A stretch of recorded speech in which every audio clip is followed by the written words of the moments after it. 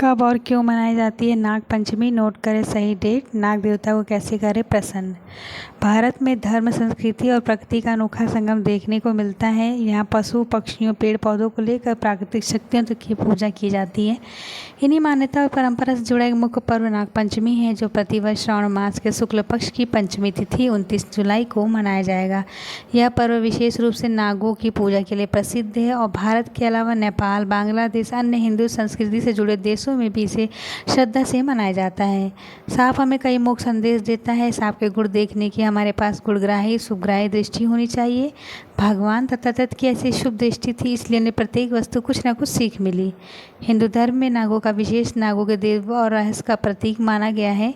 पौराणिक कथाओं में नागों का उल्लेख विभिन्न रूपों में मिलता है। भगवान शिव के गले में वासुकी नाग लिपटे रहते तथा उनके संहार रूप को दर्शाता है। वहीं भगवान विष्णु शेष नाग के सैया पर शयन करते हैं, उनके संरक्षण और संतुलन का प्रतीक है।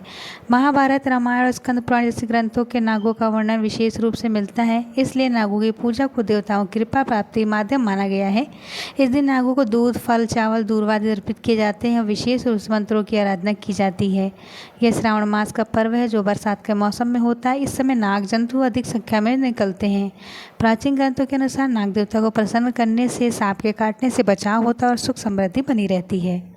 आज के आधुनिक युग में प्राकृतिक संसाधनों और जीव जंतुओं के संरक्षण की आवश्यकता है। सांप पारिस्थितिकी तंत्र का अहम हिस्सा है और उनकी रक्षा करना जैव विविधता के लिए आवश्यक है। नागों की पूजा करके हम प्राकृतिक सम्मान प्रकट करते हैं और शांति, सुरक्षा का कामना करते हैं। यह पर्व हमें सिखाता है कि केवल मनुष्य नहीं बल्कि जीव जंतु भी इस धरती के समान रूप से भागीदार है और उनके साथ से अस्तित्व का भावना जरूरी है।